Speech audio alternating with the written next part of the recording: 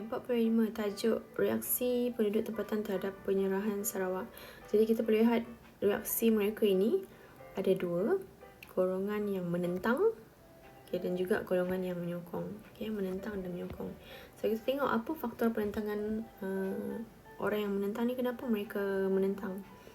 So golongan yang menentang ini, ketua dia adalah Datuk Patinggi Abang Haji Abdillah. Kenapa mereka menentang? Sebab nombor 1, tindakan Vandenbroek ini bertentangan dengan Perlembagaan 1941. Apa Perlembagaan 1941 ini? Perlembagaan 1941 dalam prinsip dia yang ke-8 menyatakan bahawa pemerintahan sendiri akan diberikan kepada rakyat Sarawak. Maksudnya rakyat Sarawak ini dia dah dijanjikan dalam perjanjian Perlembagaan 1941 bahawa mereka ini akan diberi pemerintahan sendiri nanti. Tapi kenapa tiba-tiba diberi kepada British? Itu yang mereka tak puas hati. Mereka akan dibimbing kononnya untuk memerintah negara mereka sendiri. Tapi Vandenbroek bagi Sarawak kepada British dan melanggar prinsip ini. Sebab itulah mereka menentang.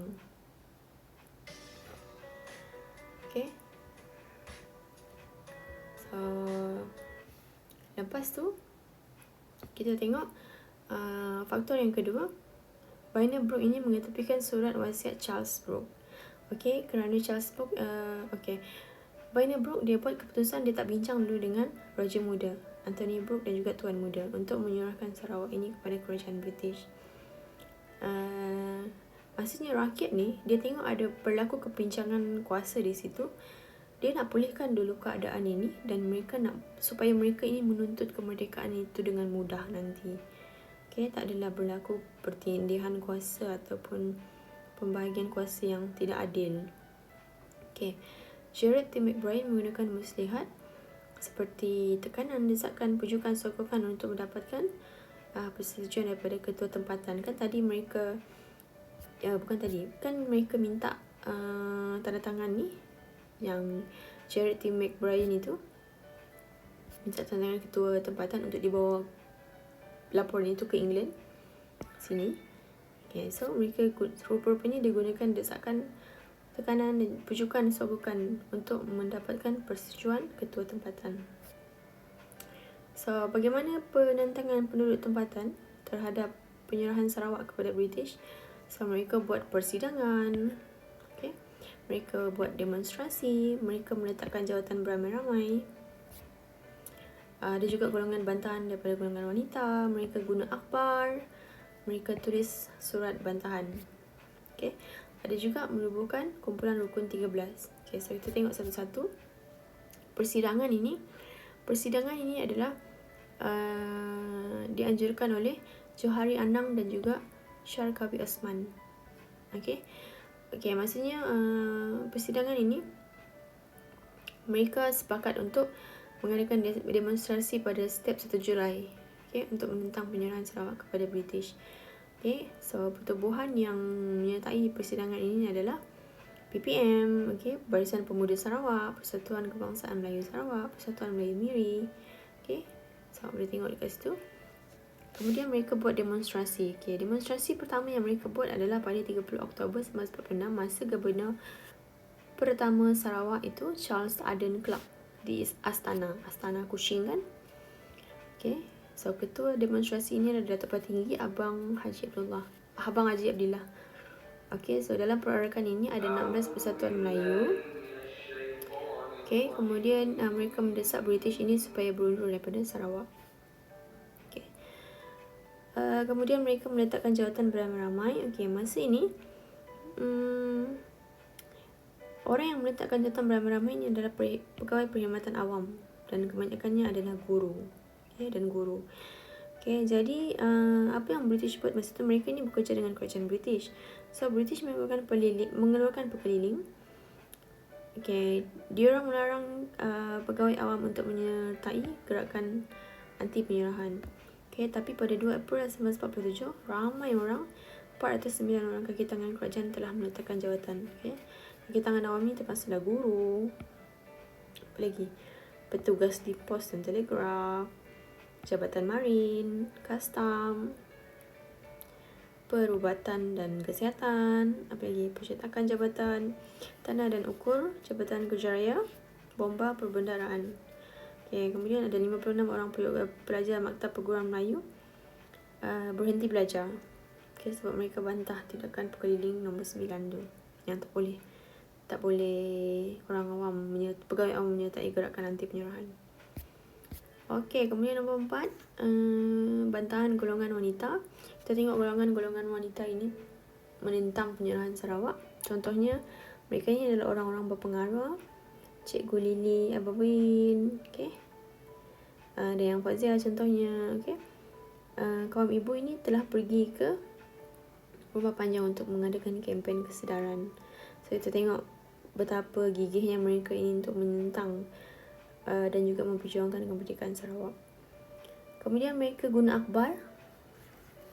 Contohnya akhbar Utusan Sarawak. Akhbar ni seperti yang kita tahu kenapa mereka senang nak guna akhbar, sebab akhbar ni adalah media masa tu. Maksudnya apa-apa berita mereka nak tahu, mereka akan guna akhbar. Jadi apa yang mereka tulis dekat akhbar itu adalah kritikan terhadap penyerahan Sarawak. Okay.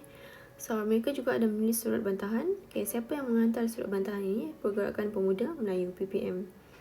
Hantar surat kepada Kerajaan British di London. Mereka bantah tentang penyerahan ataupun penjajahan Sarawak. Okay. Anthony Brooke juga menyerahkan penentangan beliau, tapi ikut sistem perundangan. Okay. Board Ayuan di Private Council bawa kes ini ke Mahkamah Tinggi Brunei, tapi ditolak. Okay, rukun menubuhkan kumpulan rukun 13. Okay, ini adalah golongan muda dalam gerakan anti penyerahan. Okay, nama kumpulan ini adalah rukun 13. Golongan muda, tapi tengok Moshidi Siddiq, Bujang Suntong, Awang Ramli. Muda ke tu? Tengok gambar muka surat 112 ni. Okay, so kumpulan ini dipimpin oleh Awang Ramli, okay, Muhammad Moshidi Siddiq dan juga Bujang Suntong. So, apa yang mereka nak buat adalah menghapuskan pegawai British di Sibu, Sarawak. Jadi, mesyuarat sulit diadakan untuk membunuh Duncan Stewart pada 3 Disember 1949. Siapa Duncan Stewart ini? Gubernur British yang kedua di Sarawak. Okay, kita tengok peristiwa Sukit Berdarah. Kenal ini siapa? Rosli Dobbie. Pernah tengok cerita peristiwa Rosli Dobbie ni? Memperjuangkan Sarawak. Ini adalah tokoh Sarawak. Kita kenal Rosli Dobbie. Okay, so apa yang Rosli Dobbie buat, beliau telah menikam Duncan Stewart, dan lepas seminggu Duncan Stewart itu meninggal di Hospital Singapura. So, inilah peristiwa yang dinamakan Sukit Berdarah. Okey, jadi selepas pembunuhan Duncan Stewart ini, British telah menindas gerakan anti penyerahan. Okay. So, apa yang British buat adalah 6 Disember dan 7 Disember ditutup semua pejabat PPM, PKMS, PPS dan Angkatan Semangat Negeri Sarawak. Asas. Okay, so semua Anthony Brooke merayu semua persatuan anti penyerahan supaya menghentikan usaha menentang penyerahan. Anthony Brooke yang minta dengan British tadi, tapi gagal kan. Okay, so akhirnya mereka yang terlibat dalam pembunuhan Duncan Stewart ini dikenakan hukuman gantung sampai mati. Okay, setelah didapati bersalah. Kalau tak silap saya, Rosli Dobbie masa itu umur dia baru 18 tahun ke 19 tahun. 17 ke 18 tahun macam tu lah. Masih muda dia ni masa tu. Dah dihukum gantung. Maksudnya kita menunjukkan golongan muda ini bersemangat untuk mempertahankan tanah air. Okey, jadi anggota rukun 13 yang lain dikenakan hukuman penjara, dan sebenarnya anti penyerahan ini menemui kegagalan. Mereka tak percaya pun, sebab kalau kita fikir logik pun mereka tak ada kekuatan tentera yang baik untuk melawan British masa itu. Okay. So, apa yang mereka sedar masa itu adalah mereka kena tubuhkan parti politik dan menentang bukan guna cara keganasan. Kita mesti guna parti politik untuk menentang guna cara diplomatik mungkin, ataupun guna cara yang baik. Okay, ini pula penduduk yang menyokong penyerahan Sarawak. Okey, kumpulan menyokong ini diketuai oleh Datuk Bandar Abang Haji Mustafa dan Datuk Amar Abang Haji Sulaiman. Okey, so ini adalah faktor-faktor kenapa mereka menyokong penyerahan Sarawak. Nombor 1, bagi mereka, British ini boleh memajukan negeri. Okey. Sebab masa tu lepas perang, ahli majlis negeri masa itu Datuk Bandar Abang Haji Mustafa, dia kata, lepas perang Sarawak ini banyak mengalami kerosakan. Jadi kalau penyerahan ini dibuat kepada kerajaan British dapatlah memajukan Sarawak dalam pelbagai aspek. Contohnya politik, perhubungan, perdagangan, pertanian, pendidikan, kesihatan, dan dapatlah meningkatkan taraf hidup Sarawak. Mereka fikir positif bah.